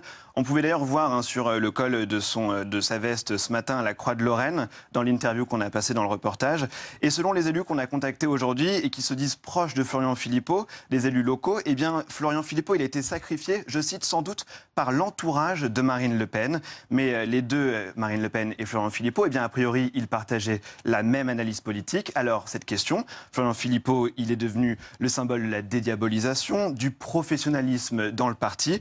Les élus locaux, ils s'interrogent. Est-ce le signe d'un raidissement politique et idéologique ? Bien, on va poser tout de suite la question à mes invités. Merci à vous, Quentin. J'ai le plaisir d'accueillir sur ce plateau Jean-Lin Lacapelle. Bonjour, vous êtes vice-président FN au Conseil régional Île-de-France, un proche de Marine Le Pen. Merci d'être avec nous. Philippe Murer, bonjour. Vous venez de démissionner de toutes vos fonctions au Front National. Vous êtes membre du collectif Nouvelle Écologie et vous avez conseillé Marine Le Pen sur les questions économiques et environnementales pendant la campagne pour la présidentielle. Bruno Gollnisch est également avec nous sur ce plateau. Bonjour, membre du bureau politique du FN et vous êtes député européen. Première question pour vous, Jean-Lin Lacapelle. Est-ce que ce départ de Florian Philippot finalement affaiblit le parti frontiste ? Non, je ne le crois pas. Peut-être revenir au point de départ et d'où vient finalement cette séparation. Marine Le Pen, en fait, a demandé, il y a maintenant plusieurs semaines, a formulé à Florian Philippot de faire un choix entre la présidence de l'Association des Patriotes, qu'il avait créée au lendemain de l'élection présidentielle, et sa vice-présidence qu'il exerçait de manière exécutive au Front National. En effet, quand cette association s'est créée, et pour l'avoir moi ressenti en tant que patron des fédérations, ou même en tant que candidat lors de l'élection législative, ça semait un trouble dans les rangs de nos militants, ça semait un trouble dans les rangs de nos élus, de nos électeurs également, qui se sont demandé en effet ce que venait faire cette association qui n'était pas la beauté idée que l'on pensait, qui était plutôt et qui a pris la forme rapidement d'un parti politique et très rapidement a semé donc une ambiguïté au sein du Front National. Ça a été jugé comme déloyal la création de cette association. Il y a eu, bien sûr, ça a suscité de toute façon une curiosité, une interrogation dans un premier temps, et puis on s'est rendu compte au fil des semaines en effet que ce mouvement n'était pas donc une association qui avait pour seul objectif donc d'échanger des idées, mais qu'il se transformait en parti politique. C'est comme ça que ça a été ressenti par l'ensemble de nos adhérents, et c'est comme ça bien sûr que Marine Le Pen et l'ensemble des élus, nous l'avons ressenti. Marine Le Pen, donc, dans son rôle... C'était donc inéluctable aujourd'hui ? Non, mais dans son rôle de présidente, elle a demandé à Florian de faire un choix. Elle lui a laissé une période de réflexion. Florian a décidé d'annoncer ce matin son départ du Front National, suite à la décision que la présidente du Front National a prise hier, c'est-à-dire de le démettre de ses fonctions exécutives. Voilà, je regrette le départ de Florian, car je pense qu'il était un maillon de la chaîne du succès électoral du Front National, qu'il y avait sa place, toute sa place. Il a souhaité partir. J'ai cru comprendre que son choix finalement et sa décision étaient pris. Certains diront qu'il a été poussé vers la sortie. On va faire réagir. Je ne le crois pas. Philippe Murer, sur ce point, aujourd'hui, vous dites qu'une grande partie des 11 millions d'électeurs qui ont voté Marine Le Pen sont orphelins. Oui, tout à fait. Alors, je voudrais revenir sur la chose. J'étais pas seulement conseiller pendant la campagne présidentielle. Je suis depuis 3 ans conseiller économique et environnement de Marine Le Pen.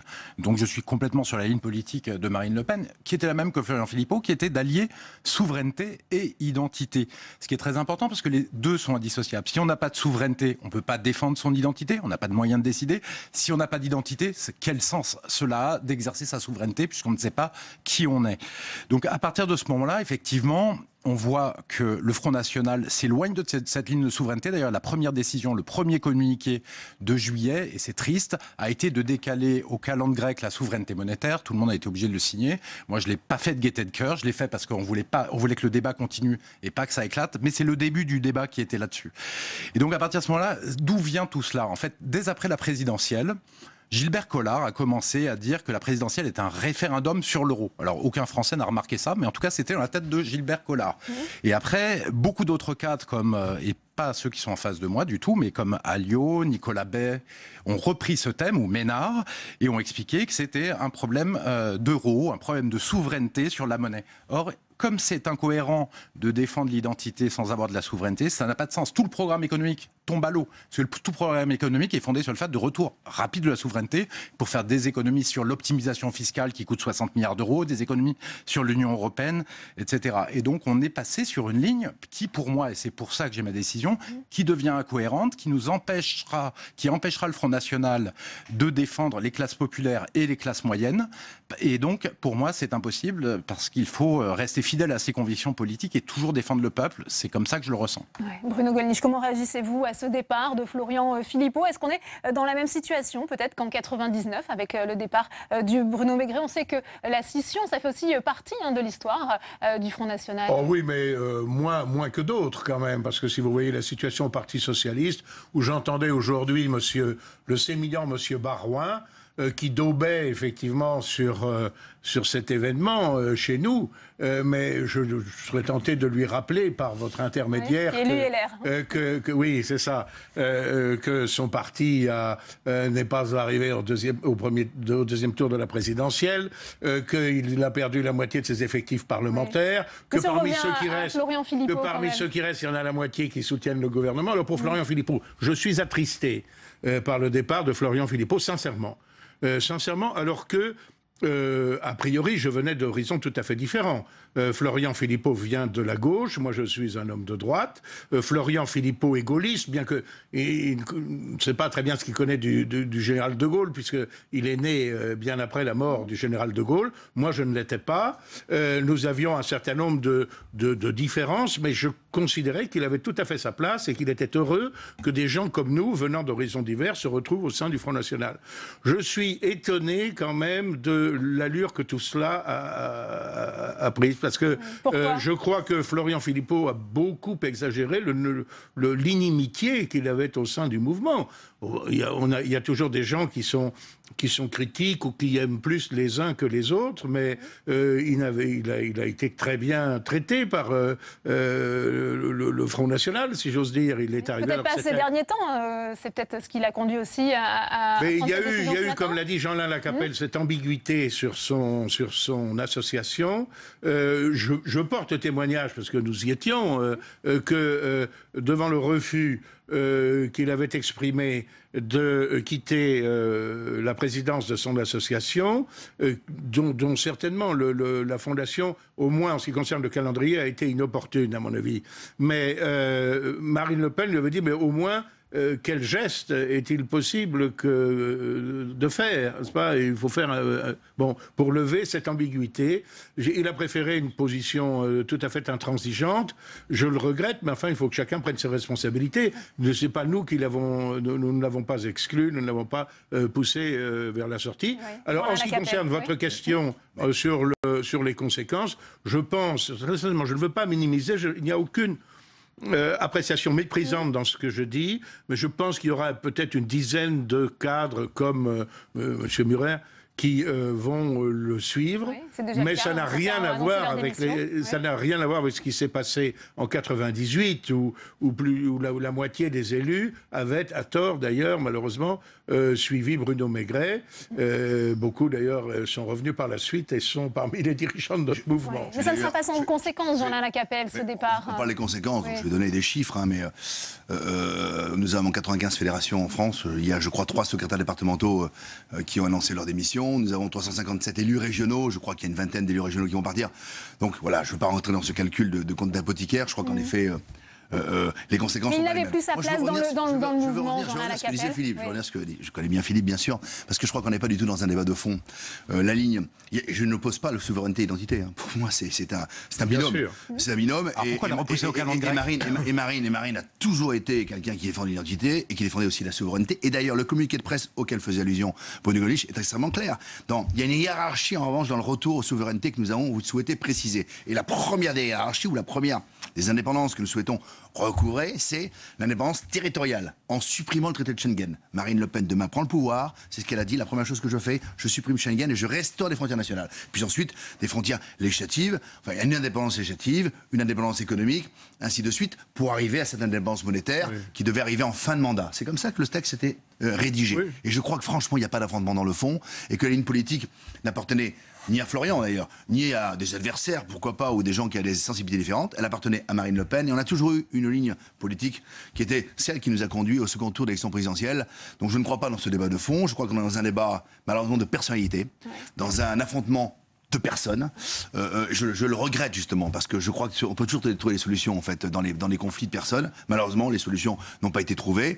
Il faut maintenant que nous nous reconcentrions, et c'est ce que nos électeurs attendent, c'est ce que nos adhérents attendent. Il faut qu'on se reconcentre sur l'objectif de refondation que Marine Le Pen a dessiné. C'est un nouveau front qu'elle veut que l'on construise, une structure. Et il n'avait pas plus sa place, Florian Philippot, dans cette recomposition annoncée en 2018. Est-ce qu'il n'est pas plus dangereux ? Oui. Est-ce qu'il n'est pas plus dangereux ? Il a souhaité, il a estimé qu'il n'avait pas sa place. Non, lui laissez plus sa place, soyons nets. Je crois pas. Une question, je vous donnerai la parole, Philippe Murel.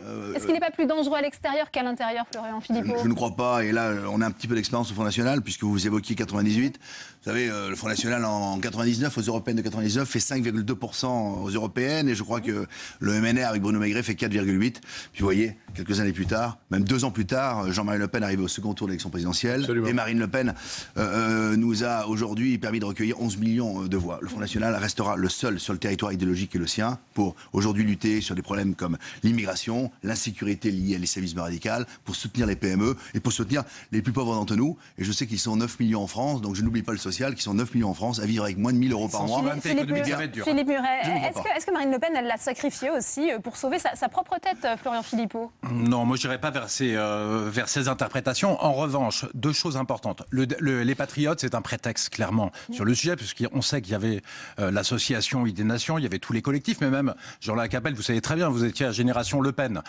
qui avait été créé au parti, donc à l'intérieur du parti de la même manière. En plus, les Patriotes, c'était vraiment une instance de débat, donc on voit vraiment que c'est un prétexte. Mais en fait, les choses viennent de loin, parce qu'effectivement, il y a eu une attaque successive de Collard, puis de Alliot, puis de Ménard, puis de Bay contre Florian sur sa ligne et contre Florian. À la fin, c'était Florian doit s'en aller, et ça vient de plus d'1 mois. En plus de cela, il y avait des secrétaires départementaux qui étaient virés. Je veux dire, il y avait aussi Sophie Montel qui, en mai, parce que un des conseillers régionaux avait envoyé un mail pour dire que ça se passait mal au niveau de la campagne législative, un mail, eh bien, il a été viré et Sophie l'a soutenu. On l'a viré du conseil régional. C'était un fidèle soutien de Florian. Plein de SD ont dégagé qui étaient proches de Florian. Voilà. Et puis l'autre chose, d'ailleurs, le vrai problème qu'il y a, je pense qu'il y avait une égalité, en fait, à peu près entre la souveraineté et l'identité. Le problème, c'est que il y avait que 3 SD qui étaient proches de Florian et de cette ligne. Alors je pense qu'il y a beaucoup plus de Français qui sont venus sur cette ligne. Et d'ailleurs, et qui est la ligne de Marine aussi. Parce qu'en fait, on est passé d'un front à 10% à un front qui est à 40% dans les sondages au 2e tour. Donc on voit bien que c'est là-dessus. Et c'était vraiment une question, pas une question de personne, c'est une question de ligne politique, de fidélité à sa ligne et à sa conviction politique. Parce que si Florian voulait rester en tant que personne, il n'y avait aucun souci. Par contre, si c'est pour rester sous le feu de la mitraille et être sûr d'être tué, pas sous le feu de la mitraille, je comprends sa décision. Et moi, je le suis. Est-ce qu'il va y avoir un rétrécissement de la base électorale ? Parce que je suis au Front National depuis beaucoup plus longtemps que vous. Il faudrait quand même rectifier un certain nombre d'erreurs, y compris qui ont été dites à son corps défendant par votre confrère tout à l'heure. D'abord, en ce qui concerne la crédibilité, nous avons toujours eu des gens crédibles. En ce qui concerne, par exemple, l'évocation des thèmes économiques, il a été parlé de la délocalisation, il faut parler des délocalisations. Nous n'avons cessé d'en parler au Parlement européen. Je me souviens qu'un des membres de notre bureau politique, Thibault de la Tocquenec, vous connaissez, avait organisé un grand colloque sur ce sujet il y a déjà 15 ans. Bon, donc le débat, sur le plan doctrinal, il est extrêmement modeste. Il est extrêmement modeste parce que c'était un débat entre le souhaitable et le possible. la récupération de la souveraineté monétaire, d'accord, mais est-ce que l'opinion était prête et est-ce qu'il fallait le faire tout de suite ou seulement dans un deuxième temps? C'est, mon Dieu, c'est quelque chose d'assez modeste comme à la fin d'un quinquennat, donc ça veut dire qu'on bouge pas pendant non, mais c'est quelque chose quand même, c'est quand même extrêmement modeste. Personne au Front National n'a jamais prétendu, par exemple, que l'instauration de l'euro avait été une bonne chose pour les Français. Personne n'a jamais prétendu. Ménard commence à le dire. Personne. Mais non, mais M. Ménard n'est pas au Front National. Et d'ailleurs, si je puis me permettre de lui donner un conseil amical, parce que c'est un homme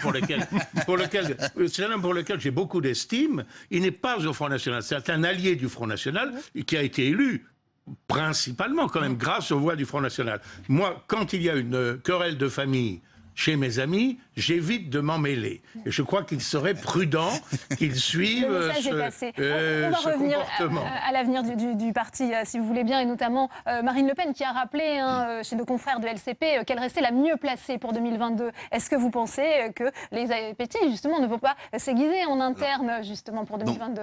La question, après le départ de alors là, je vais vous répondre, mais avec beaucoup de sérénité et une véritable certitude. Je pense que Marine Le Pen, d'abord, n'a pas un leadership qui lui est contesté, très sincèrement, bien que les observateurs essaient un petit peu de déstabiliser le monument qu'est le Front National. Ouais. Donc, et deuxièmement, je pense qu'elle est la seule à être capable de fédérer, bien sûr, toutes les sensibilités. Elle a été la seule à pouvoir construire le mouvement et à, eh bien, écoutez, quand Jean-Marie Le Pen l'avait porté à 15%, elle l'a porté à 30% et elle a doublé sa taille électorale. Je pense qu'elle est la seule, bien sûr, demain, et qu'elle est la personne adéquate pour demain mener cette refondation. Quand Marine Le Pen, le soir du second tour, dit « Nous allons tout reconstruire. Il nous faut refondre le mouvement, dans le fond, dans la forme, dans le fonctionnement. » Moi, c'est ce que j'appelle la règle des 3 F.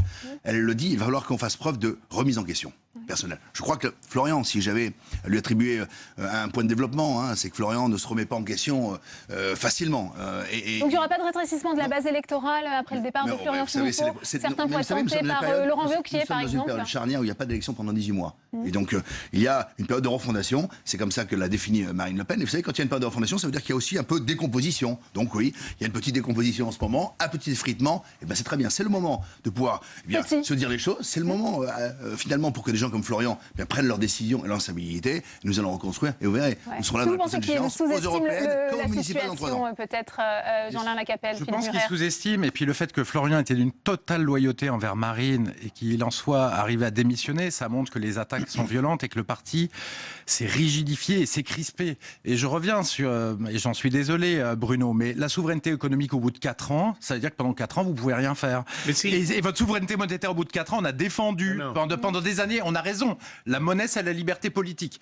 Si vous n'avez pas un État qui n'a pas de monnaie, c'est comme une personne qui n'a pas accès à son portefeuille, qui est en tutelle. Et ça veut dire qu'en fait, pendant 4 ans, vous ne pourrez rien faire. Et ça, c'était une façon, et c'est pas vous qui êtes sur cette ligne, mais c'est une façon pour ceux qui en fait sont plus, s'en foutent un peu de la souveraineté et qui sont plus sur l'immigration, de dire on repousse ça au calendrier grec dans un souci électoraliste. Ils ont forcé la main de Marine là-dessus et c'est la mauvaise voie qu'on emprunte. Et puis le fait que symboliquement Florian soit tué, ça veut dire emblématiquement que cette ligne est en train de partir de fait, parce qu'il y a beaucoup de gens de cette ligne qui sont en train de partir et c'est un vrai ils partent où? Ils partent nulle part. Moi je veux dire, je pars nulle part. On verra bien, il faut laisser décompter, il faut réfléchir. Je ne m'attendais pas à ce que la crise aille aussi vite et aussi loin, mais c'est vrai qu'on a vu... Vous pourrez retrouver Nicolas Dupont-Aignan aussi, ça c'est moi hypothèse. Pour le moment, en fait, je veux juste réfléchir, décanter, etc.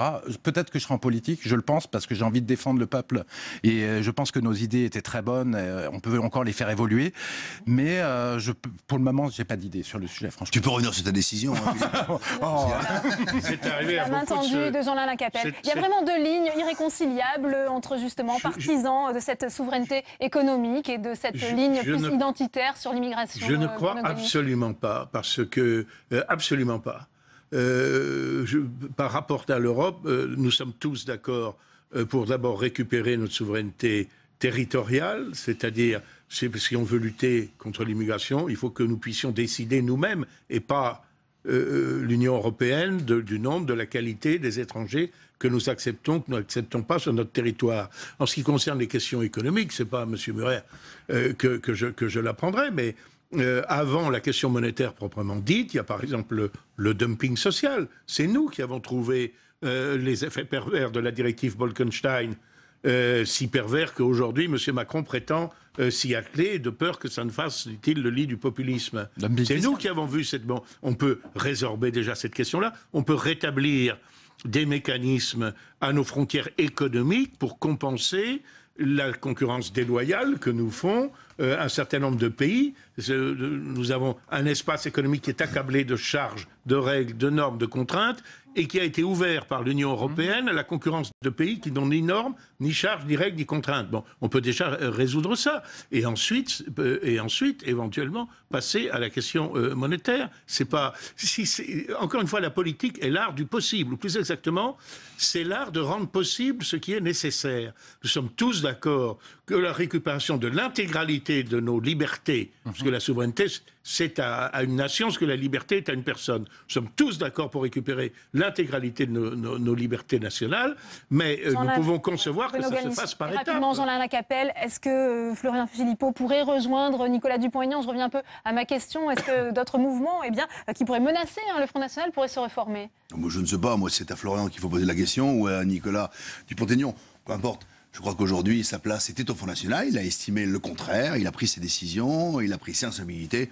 Voilà. Nous allons continuer, nous, notre marche vers nos objectifs qui sont la conquête du pouvoir, vous l'avez compris, avec des échéances électorales importantes à préparer. Et d'ici là, une refondation du mouvement. Et vous savez que Marine Le Pen a entamé une tournée. Elle sera demain, après-demain, elle sera à Toulouse pour sa première étape dans cette grande tournée française avec un slogan qui est en avant pour un nouveau front. Merci Jean-Alain Lacapelle, merci à vous Philippe Murer, merci Bruno Gollnisch. C'est la fin de cette édition. Merci à vous de l'avoir suivi. À 18h, invité de l'épreuve de vérité, Dominique Bussereau, le président de l'ADF. Bonne soirée à tous sur Public Sénat.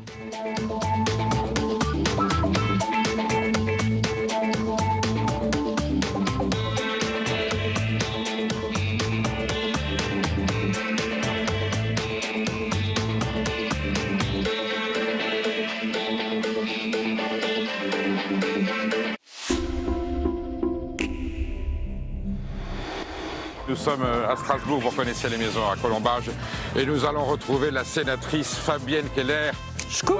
Ah oui, on entend même le petit bruit en fait. C'est la traditionnelle. C'est la traditionnelle d'Alsace que les Alsaciens aiment beaucoup. Il n'y a aucun traitement dessus. Le bio, c'est un équilibre économique à trouver aussi. Donc au fur et à mesure que les consommateurs s'y intéressent, adhèrent au système des paniers, viennent régulièrement sur les marchés, ça rend possible cette agriculture moins productive en volume. Bon, on est au cœur du terroir là. Krautergersheim, capitale de la choucroute. Parce qu'il faut quand même savoir qu'on est dans les choux. Hein, ah bah on est dans les choux là. Souvent on dit que le Munster est trop fort, qu'il pue. En fait, selon l'alimentation des animaux et selon l'affinage, il peut être relativement doux. Celle-là, elle est verte, elle est rose, elle est formidable. Elle est macronienne, verte et rose. Manger, c'est voter. Samedi à 21h30 sur Public Sénat.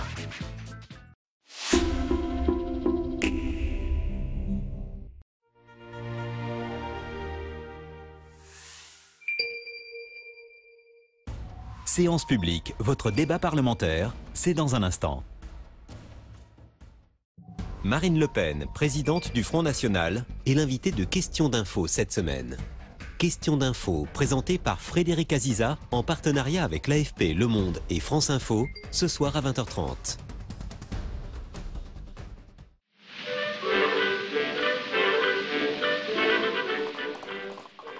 Nous avions tous à l'époque un espoir inouï, un espoir dans l'avenir, que cette guerre avait été la dernière guerre. Raoul Briquet, Albert Taillandier, tous deux nés en 1875, tous deux députés du Pas-de-Calais, réfugiés à Paris à cause de l'avance allemande en 1914. Politiquement, tout les sépare. Raoul Briquet, ancien avocat du syndicat des mineurs, est un socialiste très attentif aux droits des travailleurs. Albert Taillandier, républicain indépendant, est un homme de droite, un notable qui a pris la succession de son père comme député-maire de Frénois-en-Goël. Mais tous deux sont patriotes. Raoul Briquet est même l'un des très rares socialistes à avoir voté en 1913 la loi de 3 ans, qui prolongeait d'1 année la durée du service militaire. En 1917, les Allemands reculent, le Pas-de-Calais est libéré. Symboliquement, la Chambre y envoie en mission les 2 députés de tendance opposée, incarnant ainsi l'union sacrée, l'union nationale. Raoul Briquet, Albert Taillandier retrouvent leur circonscription, dont ils ont été coupés pendant 2 ans et demi. Là-bas, Tout est ravagé, c'est un paysage lunaire qui s'offre à leurs yeux. Aux dégâts causés par les combats s'ajoutent les dynamitages des Allemands qui détruisent les infrastructures avant de se retirer. Les deux parlementaires ne portent pas l'uniforme, ils sont là en mission pour observer, pour rédiger un rapport et pour apporter des secours aux populations. Le 25 mars 1917, ils arrivent à Bapaume. La ville a été libérée par des combattants venus du bout du monde, des troupes néo-zélandaises.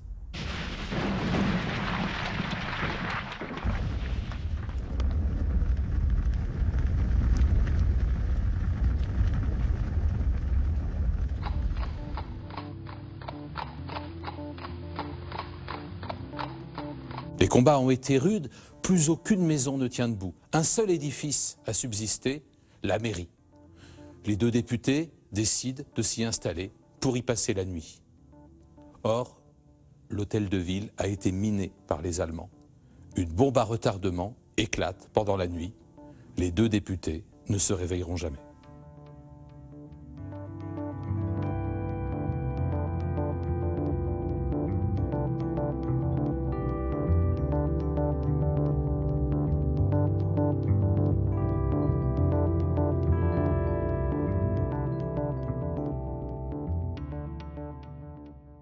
Vous faites partie du spectacle?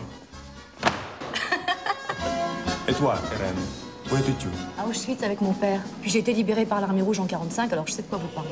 Qu'est-ce que vous avez là de marqué à votre bras? C'est mon numéro de téléphone, ça vous intéresse? Tu me sembles bien nerveuse ce soir. Ce sont ces cosaques qui te mettent dans un état pareil? Bernard, s'il te plaît, fais-moi plaisir pour une fois. Arrête de lire ce journal de fascistes. C'est moi ou le communisme? Un jour, quand on en sera vraiment au communisme, il n'y aura plus de chagrin d'amour.